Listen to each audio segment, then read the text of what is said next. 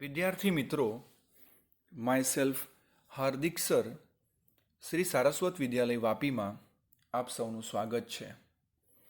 મિત્રો, આજે આપણે વાત કરવાના છે ધોરણ 11 યુનિટ નંબર 3 નું પ્રકરણ 8 કોષ, જે જીવનનો એકમ છે. મિત્રો, તો સૌથી પહેલાં કોષ વિશે શું વ્યાખ્યા કરી શકાય, એટલે કે કોષ એટલે શું?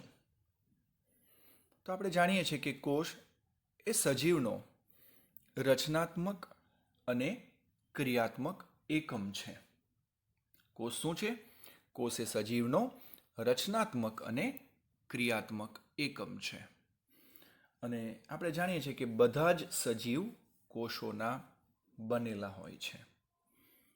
જે સજીવો ફક્ત એક જ કોષોના બનેલા હોય છે તેને આપણે એક કોષીય સજીવો યુનિસેલ્યુલર ઓર્ગેનિઝમ કહીએ છીએ. દાખલા તરીકે પેરામિશિયમ, અમીબા, બેક્ટેરિયા, યીસ્ટ વગેરે. આ બધા સજીવો કેવા છે? એક કોષીય છે, જે માત્ર એક જ કોષોના બનેલા હોય છે. જ્યારે જે સજીવો ઘણા બધા કોષોના બનેલા હોય, અનેક કોષોના બનેલા હોય, તેમને આપણે બહુકોષીય સજીવો કહીએ છીએ. બહુકોષીય મલ્ટી સેલ્યુલર ઓર્ગેનિઝમ આપણે કહીએ છીએ. મિત્રો, આ સજીવોના જીવનની શરૂઆત જો જોઈએ તો એ શરૂઆત ઝાયગોટ એટલે કે યુગ્મનજ ફલિતાંડ તરીકે ઓળખાતા એક જ કોષથી થાય છે. જીવનની શરૂઆત શાનાથી થાય છે? એક કોષથી થાય છે, જેને આપણે યુગ્મનજ કહીએ છીએ, ઝાયગોટ કહીએ છીએ અંગ્રેજીમાં. અને તેનું વારંવાર વિભાજન થાય છે, કોષ વિભાજન થાય છે અને નવા નવા કોષો સર્જાય છે. મિત્રો, આ રીતે સર્જાયેલા કોષોનું શું થાય છે? વિભેદન પામે છે અને ત્યારબાદ પેશી, અંગતંત્રની રચના થાય છે. બરાબર. આ રીતે બધા કોષો જે છે એક જ કોષોમાંથી ઉત્પન્ન થતા હોય છે. બરાબર છે. આગળ વધીએ મિત્રો. સંપૂર્ણ ક્ષમતા, ટોટીપોટેન્સી, સંપૂર્ણ ક્ષમતા. આપણે જેમ વાત કરી કેમ કે બધા કોષો એક જ કોષમાંથી ઉત્પન્ન થાય, તેમ આજે શરીરનો કોઈ પણ કોષ સમગ્ર દેહનું સર્જન કરવાની ક્ષમતા ધરાવે છે. શરીરનો કોઈ પણ કોષ સમગ્ર દેહનું સર્જન કરવાની ક્ષમતા ધરાવે છે. એ કોષનું આ જે લક્ષણ જે છે એને સંપૂર્ણ ક્ષમતા એટલે કે ટોટીપોટેન્સી કહેવામાં આવે છે. ટોટીપોટેન્સી, સંપૂર્ણ ક્ષમતા. કે જે કોષ જે છે, શરીરનું જે કોષ છે એ દેહનું સર્જન કરવાની ક્ષમતા ધરાવે છે. શું કહેવાય એને? સંપૂર્ણ ક્ષમતા. સૌપ્રથમ પ્રશ્ન થાય કે સૌપ્રથમ કોષની શોધ કોણે કરી હતી?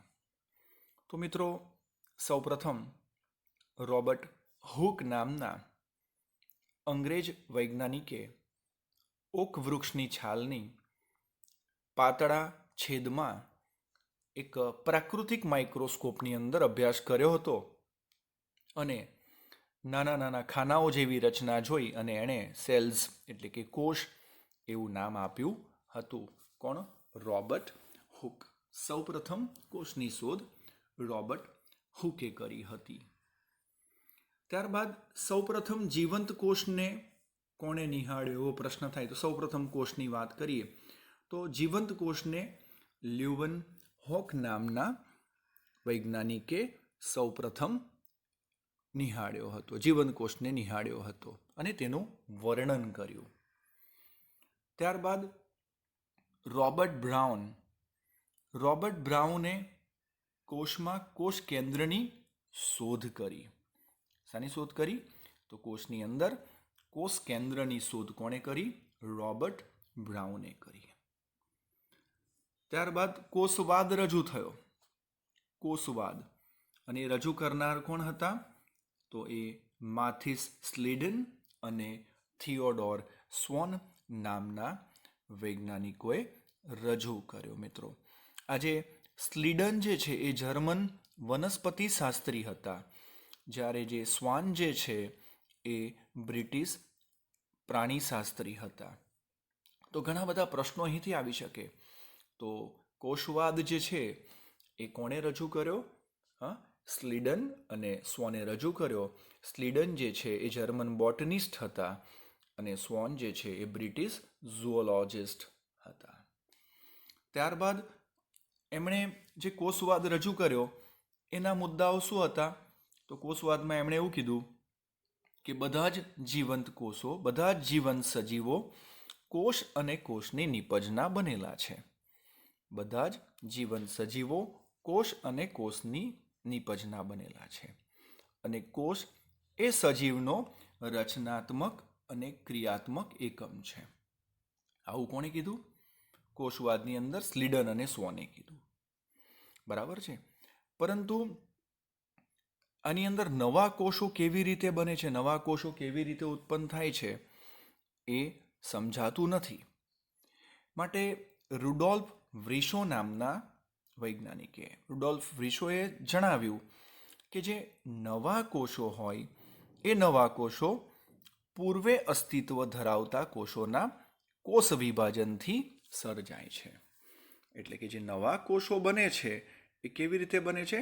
નવા કોષો પૂર્વે અસ્તિત્વ ધરાવતા કોષોમાંથી બને છે, કોષ વિભાજન દ્વારા. એટલે આપણે કહી શકીએ કે કોષવાદનું આધુનિક સ્વરૂપ જે છે એ કોણે આપ્યું? રુડોલ્ફ વ્રિશોએ આપ્યું. તો મિત્રો આ બધા જ વૈજ્ઞાનિકોના નામ આપણે અહીં યાદ રાખવાના છે. અહીંથી ઘણા બધા પ્રશ્નો આવી શકે છે. બરાબર, યાદ રાખશું. તો સૌપ્રથમ કોષની શોધ રોબર્ટ હુક. સૌપ્રથમ જીવંત કોષને કોણે નિહાળ્યો? લ્યુવન હોકે.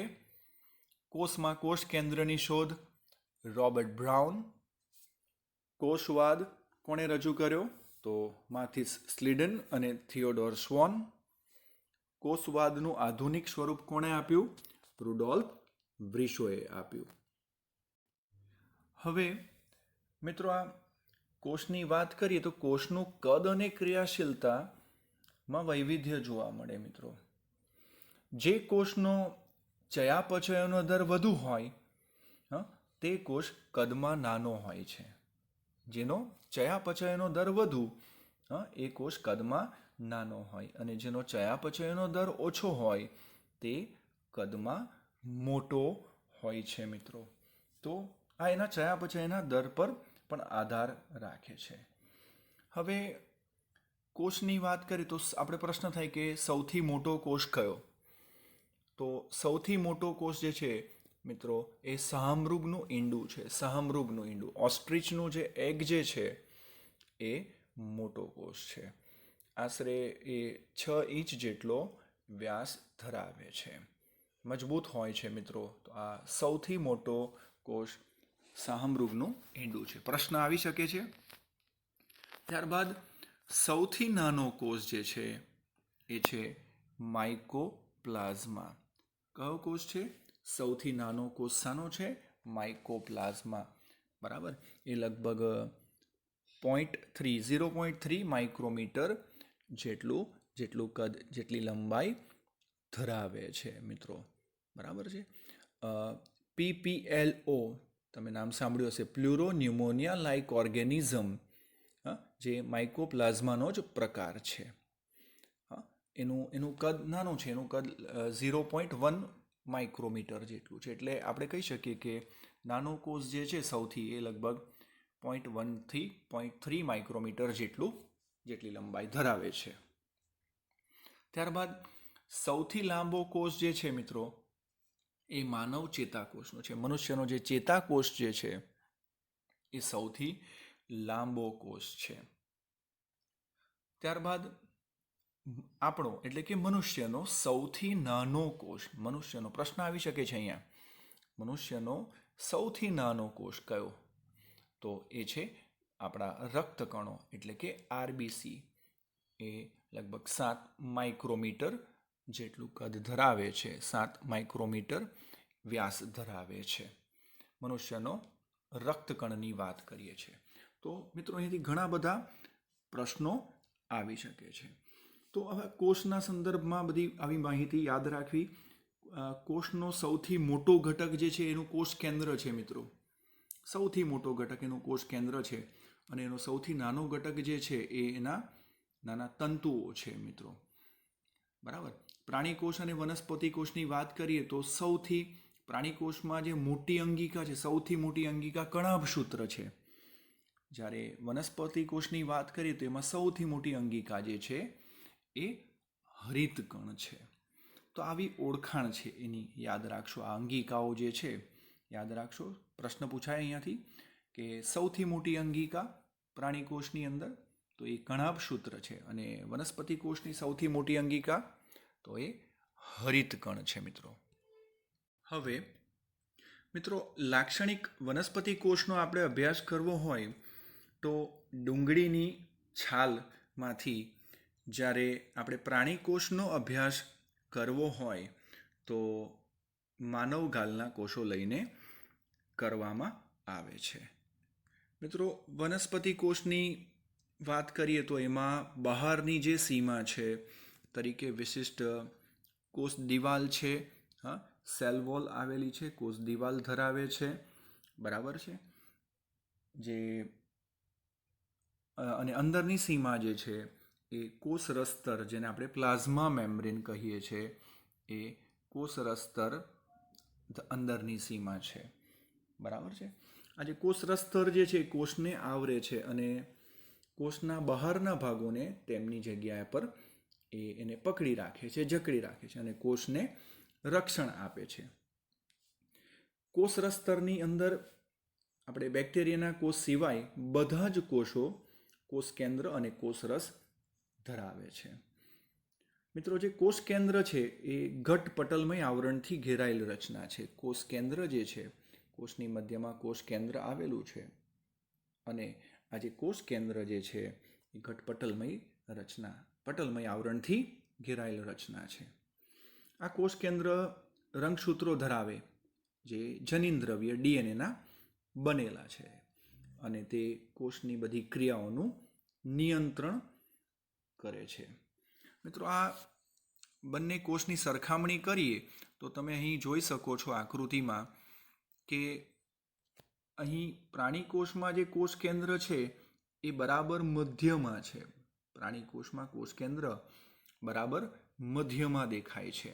અહીં કોષ દિવાલ હોતી નથી. પ્રાણી કોષમાં કોષ દિવાલ નથી હોતી બહારની સીમા તરીકે. બરાબર. પરંતુ તમે વનસ્પતિ કોષમાં જો કોષ કેન્દ્ર જોશો તો એનું કોષ કેન્દ્ર જે છે એ થોડું કેન્દ્રથી સહેજ પરિઘવર્તી વિસ્તારમાં છે અને એનું કારણ શું છે? તો એનું કારણ એ છે કે મોટી રસધાનીઓ, આ જે રસધાની જે છે, મોટી રસધાનીઓની હાજરીના લીધે વનસ્પતિ કોષમાં કોષ કેન્દ્રનું સ્થાન આ રીતે થોડું સાઈડ ઉપર હોય છે મિત્રો. બરાબર. તો આપણે ભણ્યા છે મિત્રો કે સુકોષ કેન્દ્રી કોષ શું છે, આદિકોષ કેન્દ્રી કોષ શું છે. બરાબર. હવે સુકોષ કેન્દ્રી કોષો જે છે એ કોષ કેન્દ્ર ઉપરાંત પટલમય સ્તરોથી રક્ષાયેલ રચનાઓ ધરાવે છે. જેમ કે અંતઃકોષરસ જાળ, ગોલ્ગી કાય આપણે અહીંયા આકૃતિમાં જોઈ શકીએ છીએ. હા, આ અંતઃકોષરસ જાળ, કોષરસ જાળ જે છે, હા, ત્યારબાદ આ ગોલ્ગી કાય જે છે, બરાબર, કણાભસૂત્ર છે, બરાબર, અને આવી ઘણી બધી લાઇસોઝોમ છે, સૂક્ષ્મ નલિકાઓ છે, આવી ઘણી બધી રચનાઓ એ ધરાવે છે. બરાબર છે. બધી અંગિકાઓના નામ મિત્રો યાદ રાખવાના છે. બરાબર. આવી પટલથી ઘેરાયેલ જે રચના છે, પટલથી ઘેરાયેલ રચનાઓ જે છે એનો આદિકોષ કેન્દ્રી કોષોમાં અભાવ હોય છે. આપણે આદિકોષ કેન્દ્રી કોષો વિશે આપણે મિત્રો ભણી ગયા છે. એવી રચનાઓ હોતી નથી. હવે એમાં પટલવિહીન અંગિકાની વાત કરીએ, પટલ વગરની એટલે કે પડદા વગરની, તો જે રિબોઝોમ્સ છે, રિબોઝોમ તમે નામ સાંભળ્યું છે, એ સુકોષ કેન્દ્રી કોષ અને આદિકોષ કેન્દ્રી કોષ બંનેમાં જોવા મળે છે. કઈ રચના મિત્રો? રિબોઝોમ નામની જે રચના છે, હા, એ રિબોઝોમ જે છે એ બંને પ્રકાર, આદિકોષ કેન્દ્રી કોષ અને સુકોષ કેન્દ્રી કોષ બંનેમાં જોવા મળે છે. તો યાદ રાખજો, એ પટલ વિહીન અંગિકા છે. આગળ જે આપણે જોઈ ગયા એ બધી પટલવાળી અંગિકા હતી, પટલમય સ્તરવાળી હતી. બરાબર છે. કઈ અંતઃકોષરસ જાળ, ગોલ્ગી કાય, કણાભસૂત્ર, આ બધી કેવી હતી? પટલમય સ્તરોથી ઘેરાયેલી રચના હતી મિત્રો. હવે આજે રિબોઝોમની આપણે વાત કરી, તો આ રિબોઝોમ ક્યાં હોય છે, તમને ક્યાં જોવા મળશે? તો એ રિબોઝોમ કોષરસમાં મુક્ત રીતે હોય કે અન્ય અંગિકાઓ પર હોય. અન્ય અંગિકાઓ પર એટલે કે આ જે અંતઃકોષરસ જાળ જે છે એ અંતઃકોષરસ જાળની સપાટી પર જે દાણાદાર રચના છે, કણિકામય અંતઃકોષરસ જાળ, તો એ જે દાણાદાર રચના છે, એ જે કણિકાઓ જે છે એ શું છે? એ પણ એ રિબોઝોમ્સ છે મિત્રો. એટલે એ મુક્ત રીતે તરતા હોય, ક્યાં તો એ અન્ય અંગિકાની સપાટી પર જોવા મળે છે મિત્રો. આ ઉપરાંત એ કણાભસૂત્ર અને હરિતકણમાં પણ જોવા મળે છે. હું રિબોઝોમની વાત કરું છું કે રિબોઝોમનું સ્થાન ક્યાં, એવો પ્રશ્ન આવે તો રિબોઝોમ જે છે એ કોષરસમાં મુક્ત રીતે તરતા, ક્યાં તો અંતઃકોષરસ જાળની સપાટી પર, ક્યાં તો કણાભસૂત્ર પર હોય, સાથે હરિતકણ એટલે કે નીલકણ પણ એ જોવા મળે છે. અને એ ફરીથી યાદ રાખજો, પટલ વિહીન રચના છે. ત્યારબાદ એક બીજી પટલ વિહીન અંગિકાની વાત કરીએ તો એ તારા કેન્દ્ર છે મિત્રો. પટલ વિહીન અંગિકાની તો એ તારા કેન્દ્ર જે છે માત્ર પ્રાણીકોષમાં જ જોવા મળે છે અને જે કોષ વિભાજનમાં મદદરૂપ થાય છે. કઈ રચના છે? તારા કેન્દ્ર. આ તારા કેન્દ્ર જે છે પ્રાણી કોષમાં જ જોવા મળે છે, વનસ્પતિ કોષમાં હોતી નથી. અન્ય પટલ વિહીન અંગિકાની વાત કરું છું અને આનો ઉપયોગ શું છે? આ કોષ વિભાજનમાં એ મદદ કરે છે મિત્રો. બરાબર. એ કોષનો મોટો ભાગ જે છે મિત્રો કોષ રસનો બનેલો હોય. સૌથી વધારે મોટા પ્રમાણમાં જે વિસ્તાર છે, મોટો ભાગ જે છે એ કોઈ પણ કોષ હોય, એ વનસ્પતિ કોષ હોય કે પ્રાણી કોષ હોય, તો તમે જોઈ શકો એ સૌથી મોટો ભાગ જે છે એ શાનો છે? તો એ કોષ રસનો બનેલો હોય છે. મોટો ભાગ કોષ રસનો બનેલો હોય છે. બરાબર. અને કોષ રસમાં અંગિકાઓ સિવાયનો જે ભાગ, એટલે આપણે એમ કહી શકીએ કે કોષ કેન્દ્ર રસ અને કોષ રસ આપણે સંયુક્ત રીતે એને આપણે એક નામ આપીશું, જીવરસ. તો જીવરસ શું છે? તો કે કોષ કેન્દ્ર રસ અને કોષ રસ ને સંયુક્ત રીતે જીવરસ તરીકે ઓળખાય છે મિત્રો. બધા જ સુકોષ કેન્દ્રી કોષો એક સરખા હોતા નથી. ને આપણે જોયું તેમ પ્રાણી કોષો અને વનસ્પતિ કોષો એકબીજાથી જુદાપણું દર્શાવે છે. આપણે જોયું ત્યારે કે પ્રાણી કોષમાં તારા કેન્દ્ર હોય છે, જ્યારે વનસ્પતિ કોષમાં તેનો અભાવ છે. જ્યારે વનસ્પતિ કોષો કોષ દિવાલ, રંજક કણો અને મોટી રસધાનીઓ ધરાવે છે, પરંતુ પ્રાણી કોષમાં તેની ગેરહાજરી હોય છે. તો હવે મિત્રો આપણે વિવિધ અંગિકાઓની રચના વારાફરતી સમજીશું. તો સૌથી પહેલાં આપણે વાત કરવાના છે મિત્રો કોષરસ સ્તર વિશે. શાની વાત કરવાના છે? કોષરસ સ્તર વિશે. તો કોષરસ સ્તરના મિત્રો વિવિધ મોડેલ રજૂ કરવામાં આવ્યા. તો સૌથી પહેલાં જે મોડેલ રજૂ થયું કોષરસ સ્તરનું એ છે સેન્ડવિચ મોડેલ તરીકે ઓળખાય છે. સેન્ડવિચ મોડેલ અથવા તો એનું નામ છે ટ્રાયલેમેલર મોડેલ, જેને ડેવસન અને ડેનિયેલી નામના વૈજ્ઞાનિકો દ્વારા રજૂ કરવામાં આવ્યું હતું. તો નામ યાદ રાખજો વૈજ્ઞાનિકોના, અને મોડેલનું નામ શું છે? Sandwich model. તો આવું કેમ નામ આપ્યું? તો આ મોડેલ મુજબ મિત્રો કોષરસ સ્તર 3 પડનું બનેલું હોય છે, 3 પડનું, જેમાં દ્વિસ્તરીય લિપિડ સ્તર એ પ્રોટીનના 2 સ્તર દ્વારા બંને બાજુએથી ઘેરાયેલું છે. યાદ રાખજો, દ્વિસ્તરીય લિપિડનું જે સ્તર છે એ પ્રોટીનના 2 સ્તર દ્વારા બંને બાજુથી ઘેરાયેલું છે. અને આ મોડલ મુજબ પ્રોટીનનું સ્તર લગભગ 20 એંગસ્ટ્રોમ જેટલું જાડું અને બીજું ફોસ્ફોલિપિડ દ્વિસ્તર જે છે એ લગભગ 35 એંગસ્ટ્રોમ જેટલું જાડું છે. એટલે ત્યારબાદ એકમ પટલ સંકલ્પના જે રોબર્ટસને રજૂ કર્યું, એમના મત મુજબ લિપિડના દ્વિસ્તરના બંને તરફ પ્રોટીનનો અસમ સ્તર આવેલો છે. એકમ પટલ સંકલ્પના કોણે રજૂ કરી? રોબર્ટસને રજૂ કરી. અને એમના મત મુજબ લિપિડના દ્વિસ્તરના બંને તરફ પ્રોટીનનું અસમ સ્તર આવેલું છે એવી વાત કરી. પરંતુ મિત્રો, આ જે બંને મોડલ છે, જે સેન્ડવિચ મોડલ અને એકમ પટલ સંકલ્પના, એ બંને નમૂનાઓ અસ્વીકૃત થયા. પરંતુ ત્યારબાદ રસતરનું સૌથી સ્વીકૃત મોડેલ સિંગર અને નિકોલ્સને રજૂ કર્યું. સિંગર અને નિકોલ્સને, જેનું નામ છે ફ્લુઇડ મોઝેઇક મોડેલ, જે સર્વસ્વીકૃત મોડેલ એમણે સૂચવ્યું. અને ફ્લુઇડ મોઝેઇક મોડેલ પ્રમાણે કોષરસ પટલ લિપિડનું દ્વિસ્તરીય સળંગ પડ અને તેમાં સમાવિષ્ટ પ્રોટીન ધરાવે છે. દ્વિસ્તરીય સળંગ પડ ધરાવે અને તેમાં સમાયેલા એ પ્રોટીન ધરાવે છે મિત્રો. કોના મત મુજબ? ફ્લુઇડ મોઝેઇક મોડેલ મુજબ. આ પટલ અર્ધ તરલ અને ક્રિયાત્મક રીતે ગતિશીલ હોય છે. લિપિડના અને પ્રોટીનના અણુઓ દ્રવ્યોના વહનમાં મહત્વનો ભાગ ભજવે છે. એમાં તમને બહિર્ગત પ્રોટીન અને અંતર્ગત પ્રોટીન જોવા મળશે.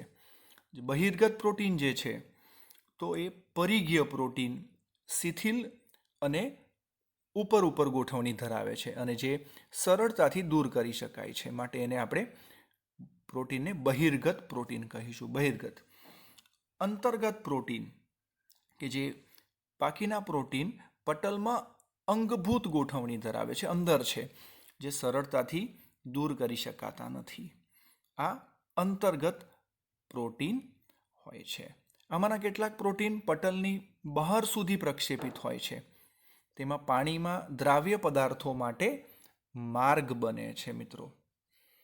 કેટલાક પ્રોટીન લિપિડના સ્તરમાં અડધે સુધી ખૂપેલા હોય છે અને બરાબર તેઓ બહારની સપાટી તરફ પ્રક્ષેપિત હોય છે. પ્રોટીન અને લિપિડનું જે જોડાણ છે એ મિત્રો જલવિતરાગી પ્રકારનું હોય છે. એટલે જે પટલની અર્ધ તરલતા જે છે એને આભારી હોય છે, જલવિતરાગી પ્રકારનું હોય છે. હવે કોષરસ સ્તરની વાત કરીએ તો એનું જે સૌથી મહત્વનું કાર્ય જે છે એ વહનનું છે. કોષરસ સ્તરની અંદર સૌથી મહત્વનું કાર્ય જે છે એ વહનનું કાર્ય હોય છે મિત્રો. આરપાર અણુઓના વહનનું કાર્ય છે. અને એ કોષરસ સ્તર પોતે એક અર્ધ પ્રવેશશીલ તેમજ પસંદગીમાન પ્રવેશશીલ પટલ તરીકે વર્તે છે. પટલ એટલે કે પડદો. કેવા પટલ તરીકે? અહીંથી પ્રશ્ન આવી શકે છે મિત્રો, યાદ રાખજો. કોષરસ સ્તર એ અર્ધ પ્રવેશશીલ તેમજ પસંદગીમાન પ્રવેશશીલ પટલ, એમ બે રીતે વર્તે છે. હવે કોષરસ સ્તર દ્વારા વહનની વાત કરીએ તો બે પ્રકારે એ વહન થાય છે મિત્રો. મંદ વહન અને સક્રિય વહન. એમાં મંદ વહનની ક્રિયાની વાત કરીએ તો એ મંદ વહન જે છે એ દ્રવ્યોની સાંદ્રતા ઢોળાંશને અનુસરીને થાય છે. જેમ કે વધુ સાંદ્રતા તરફથી ઓછી સાંદ્રતા તરફ, જેમાં શક્તિની આવશ્યકતા રહેતી નથી. બરાબર? તો યાદ રાખજો, એ ઢોળાંશને અનુસરીને થાય અને શક્તિની આવશ્યકતા રહેતી નથી. મંદ વહન મિત્રો બે પ્રકારે થાય: સાદું પ્રસરણ અને અનુકૂલિત પ્રસરણ જે છે. સાદું પ્રસરણ તો કે જે પાણી છે, વાયુ છે વગેરેનું પ્રસરણ સાદું પ્રસરણ છે મિત્રો. બરાબર? અને ત્યારબાદ અનુકૂલિત પ્રસરણની વાત કરીએ તો એમાં એ પણ ઢોળાંશની દિશામાં જ થાય છે, પરંતુ એમાં કોઈક વાહક અણુ મધ્યસ્થી તરીકે જરૂરી હોય છે. પરંતુ આ સાદું પ્રસરણ અને અનુકૂલિત પ્રસરણ બંનેમાં શક્તિની આવશ્યકતા રહેતી નથી. હવે સક્રિય વહનની વાત કરીએ મિત્રો, તો સક્રિય વહન જે છે એ ઢોળાંશની વિરુદ્ધ દિશામાં થતું હોય છે. ઢોળાંશની વિરુદ્ધ દિશામાં થતું હોય છે અને વહનની આ જે ક્રિયા છે એમાં શક્તિ વપરાય છે. એમાં આપણે ઉદાહરણ લઈ શકીએ કે પટલમાં સોડિયમ પોટેશિયમ પંપનું ઉદાહરણ લઈ શકીએ. અહીં ખાસ યાદ રાખવું કે ઢોળાંશની વિરુદ્ધ દિશામાં કાર્ય થાય છે અને શક્તિ વપરાય છે મિત્રો. તો આ 3 પરથી પ્રશ્ન આવી શકે. મોડલના નામ યાદ રાખજો. સેન્ડવિચ મોડલ એ કોણે આપ્યું હતું? ડેવસન અને ડેનિયલે આપ્યું. એકમ પટલ સંકલ્પના કોણે રજૂ કર્યું? તો કે રોબર્ટસને રજૂ કર્યું. ત્યારબાદ ફ્લુઇડ મોઝેક મોડલ જે છે કોણે રજૂ કર્યું? તો સિંગર અને નિકોલ્સને રજૂ કર્યું. પણ આ બધા મોડલોની અંદર સર્વસ્વીકૃત મોડલ જે છે એ કયું છે? Fluid mosaic model.